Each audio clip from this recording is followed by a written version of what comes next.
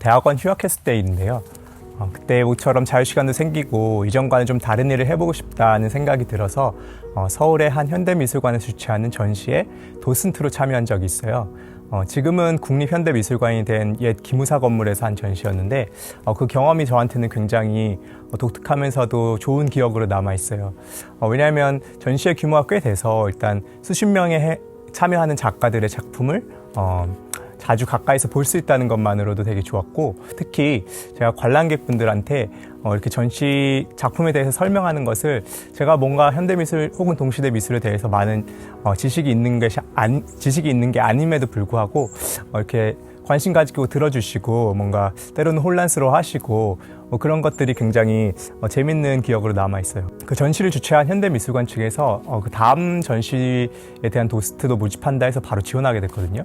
그 전시는 합동 전시는 아니었고 영국의 한 작가의 개인전이었는데 어떤 작품이 주로 이루었냐면, 예를 들면은 이렇게 종이를 구겨서 받침대 위에 올려놓고 이것이 작품이다 하고, 혹은 화이트 큐브에서 어떤 사람이 구토하거나 배변하는 그런 활동을 영상으로 찍고 이것을 작업으로 전시하고 그런 식의 전시였어요. 지금 생각하면은 그때 제가 아마도 머리로는 이것도 동시대 미술이야, 현대 미술이야 이렇게 생각하면서도 마음 한구석에는 이걸 진짜 온 관람객분들한테 내가 그 의미에 대해서 시시콜콜 설명해야 된다, 이런 것에 대해서 조금 불편함이 없지 않아 있었던 것 같아요.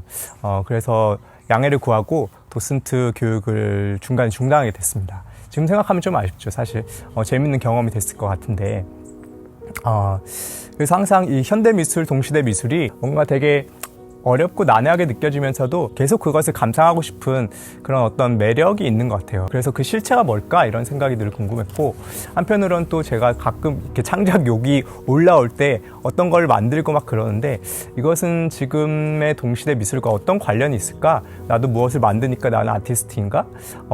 그런 생각이 늘 가끔씩 들긴 해요. 그래서 그런 것과 맞닿아 있는 책을 최근에 발견하고 한번 읽어보았습니다. 그래서 제목은 Playing to the Gallery라는 책인데요. 영국인 아티스트죠. 그레이슨 페리가 쓴 책입니다. 한국어로는 미술관에 가면 머리가 하얘지는 사람들을 위한 동시대 미술 안내서라는 제목으로 되어 있고요. 동시대 미술에 관심이 있는 분들이 독자가 될 수도 있겠고, 한편으로는 제가 생각하기엔 좀 더 예술계 안에 있는 사람들 혹은 아티스트로서의 어떤 커리어에 입문한 사람들, 그런 사람들에게 작가만이 줄 수 있는 솔직한 경험을 바탕으로 한 그런 이야기들, 조언들, 지침들, 분석들, 이런 게 이 책의 주요 내용인 것 같습니다. 그래서 Playing to the Gallery라는 말을 사실 한국어로 번역하면 이게 관용구라서 많은 사람들의 관심을 받기 위해서 어떤 과장된 행동하기, 이렇게 해석할 수 있을 것 같은데, 이것이 아마 지금 동시대 미술가들이 하는 어떤 작업 방식 을 빗대어 얘기한 것 같고, 여기서 말하는 사람들의 관심이라고 했을 때 사람들이 사실 진짜 대중 일반 사람들인가, 아니면 예술가 안에 있는 어떤 평론가인가, 아니면 큐레이터들인가, 아니면 동료 아티스트들인가, 이런 것은 책을 읽으면서 한번 계속 생각하게 되는 지점인 것 같아요. 그래서 작가인 그레이스 페리는 다른 지역보다도 영국에서 굉장히 유명한 분인데, 주로 도자기로 작업을 하는 그런 작가로 알려져 있고, 2003년에는 영국의 예술계에서 권위 있는 상인 터너상도 수상했고, 또 대중적으로도 BBC에서 어떤 텔레비전 프로그램에 많이 출연하고 호스팅하면서 잘 알려진 그런 작가예요. 또 종종 여장을 하고 나타나기도 해서 자기를 클레어라고 하면서, 이것도 어떤 작품 활동의 일부인데 한번 보면 좀 기억에 많이 남는 그런 작가입니다. 그래서 책 날개도 있지만 이 책에서는 예술에 대한 핵심적인 질문들, 좋은 예술은 무엇이고 나쁜 예술은 무엇인가, 그게 그렇게 중요한가, 혹은 우리가 어떤 것을 보고 이것을 예술이라고 말할 수 있는 그런 기준이 있을까, 어떻게 하면 아티스트가 될 수 있을까, 지금 이 시점에서, 이런 부분들에 대해서 되게 솔직하고 재미있게 풀어낸 책이라고 생각해요.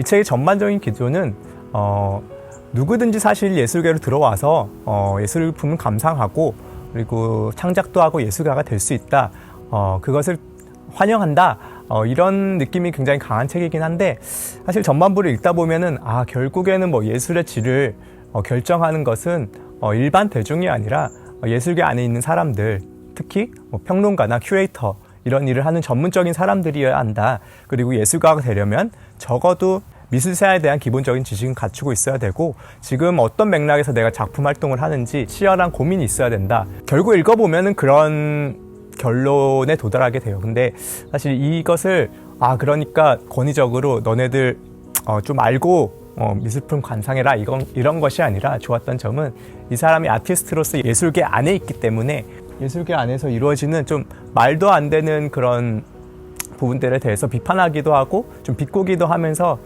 좀 재밌게 풀어나가는 것 같아요.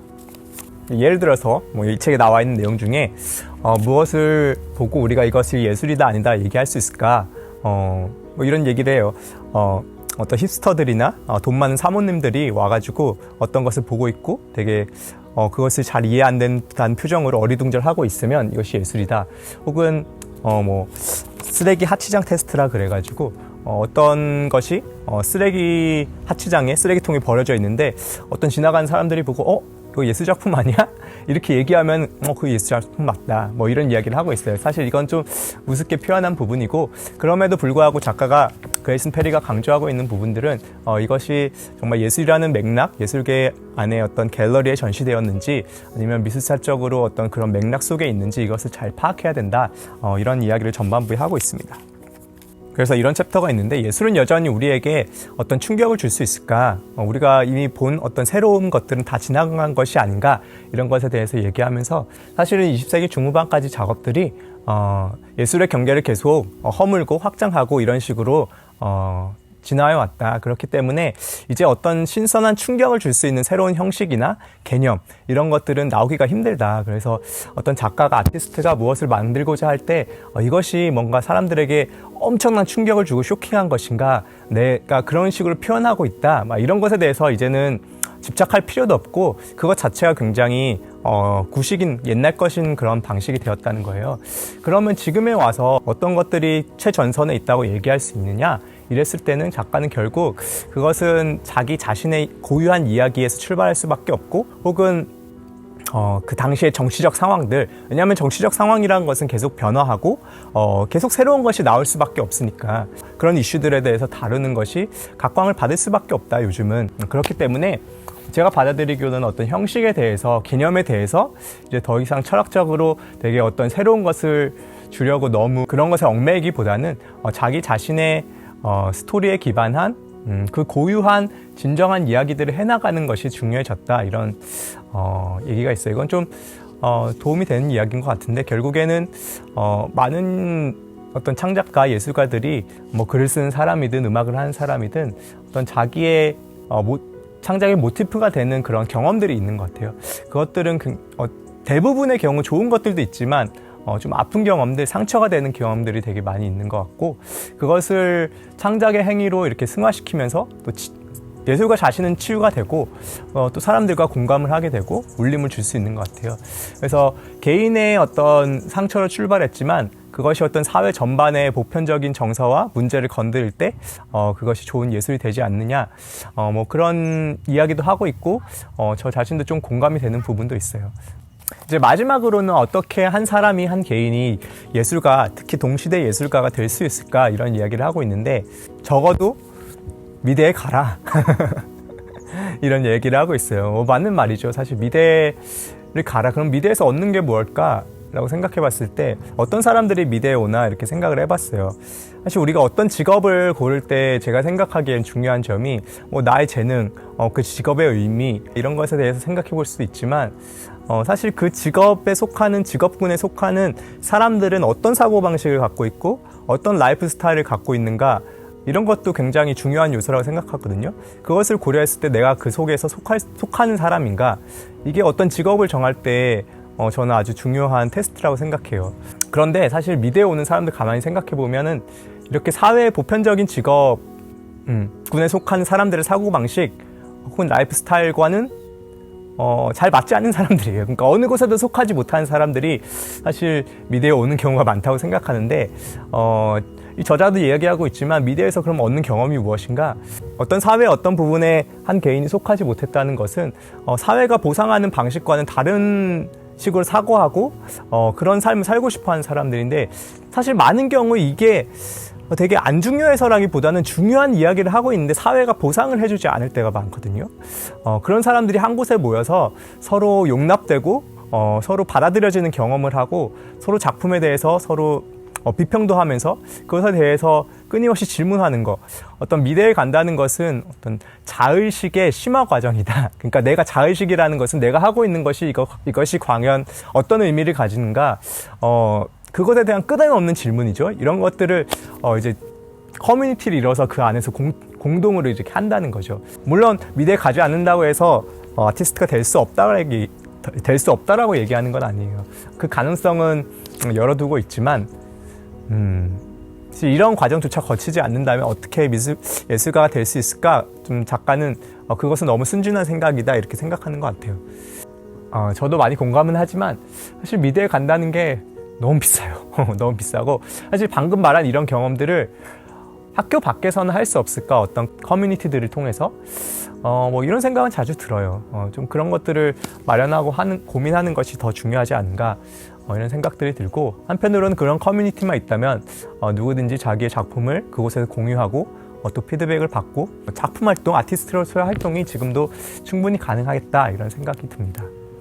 이 책은 사실 뭐 읽으면서 미술사를 되게 훑어준다거나 뭐 지적으로 엄청 되게 많은 양의 지식을 주입하는 책이라기보다는 아까도 말씀드렸듯이 작가 개인의 예술계 안에서의 경험을 바탕으로 그것을 진솔하게 또 후배 작가들한테 이렇게 나눠주는 의미가 많이 있는 책이라고 생각해요. 그래서 영어에는 부제가 이해받는데 애를 먹고 있는 동시대 미술 도와주기 이런 부제가 달려 있습니다. 이런 것처럼 예술계 안에서 적지 않은 시간을 많은 것을 포기해가며 작업 활동을 해왔던 이 사람이 예술계를 좀 대변하는 그런 이야기를 되게 진솔하게 담아낸 책이라 되게 좋았고